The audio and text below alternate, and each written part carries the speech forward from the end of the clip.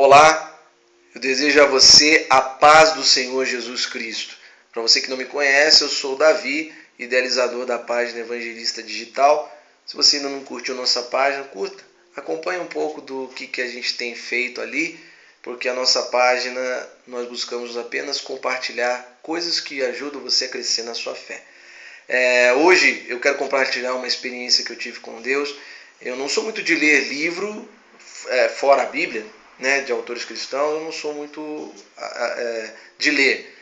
Mas eu tive a oportunidade de ler um livro na semana retrasada, e um livro que reforçou bastante a questão da autoridade espiritual que a gente precisa ter, né, em ação dentro de nós como cristãos genuínos. E eu ganhei esse livro de presente numa escola bíblica dominical, num sorteio que teve, e a gente vinha orando, eu vim orando com relação à autoridade espiritual, e acredito que foi uma resposta de Deus. É um livro de autoria do pastor Silas Malafaia, Autoridade Espiritual para Profetizar Vida. Tá? Se você tiver interesse e puder comprar, eu acredito que é um custo baixo, você vai conseguir. Ele é fininho, você pode ler num dia, em oração, em espírito. Deus vai falar muito forte com você. Uma coisa que ficou na minha mente sobre a questão de lutas espirituais e intercessão foi uma passagem até que ele menciona no livro dele, quando ele está tratando da questão da autoridade de intercessão e profetizar a vida na vida das pessoas, né? Ele fala, ele citou um texto em Lucas, no capítulo 22, no versículo 31, que fala que Jesus ele avisa Pedro. Ele disse: Simão, Simão, hoje Satanás pediu a sua alma para peneirá-la como trigo, mas eu intercedi por você para que a sua fé não desfaleça. Mas quando você se converter, fortalece seus irmãos.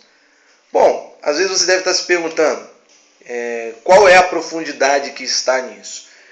Eu venho orando e às vezes eu tenho me lembrado de algumas pessoas, inclusive até tenho me lembrado de pessoas que às vezes eu nem tenho um contato próximo, às vezes são amigos de amigos que acabaram até, de certa forma, colocando a gente como amigo lá no Facebook, e essa pessoa que eu tive a oportunidade de mentalizar, ver a aparência dessa pessoa e lembrar do nome dela, eu não sei por que motivo decidi orar por aquela pessoa, não sei o que está acontecendo. O motivo, na verdade, eu sei. Se tratando dessa passagem que Jesus intercedeu por Pedro, ele sabia muito bem que Pedro ainda não era um cara convertido, não era firme, ainda lhe faltava a presença do Espírito Santo, ainda porque o Espírito Santo só viria depois que Jesus fosse morto e ressuscitasse e fosse assunto ao céu.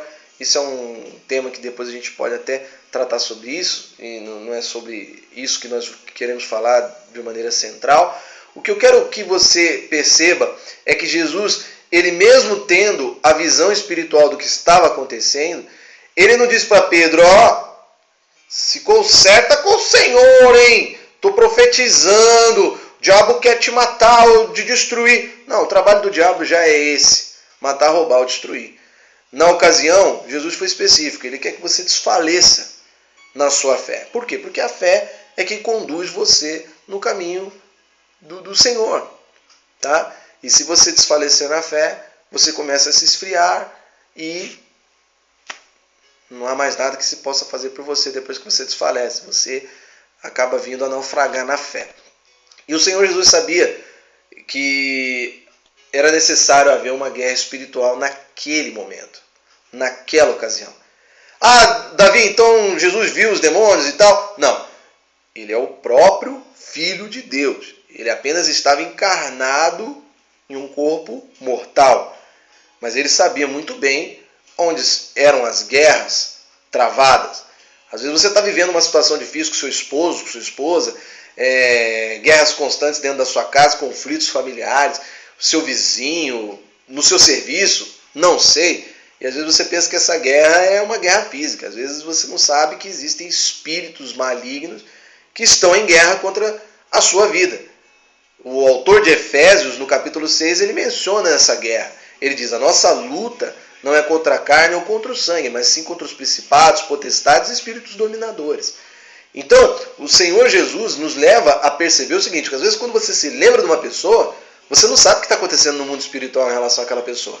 Então você, como um cristão genuíno, uma pessoa cristã de verdade, cabe a você usar a fé e em oração e determinação, baseado na palavra de Deus, você pedir a Deus que Ele envie anjos para guardar aquela pessoa.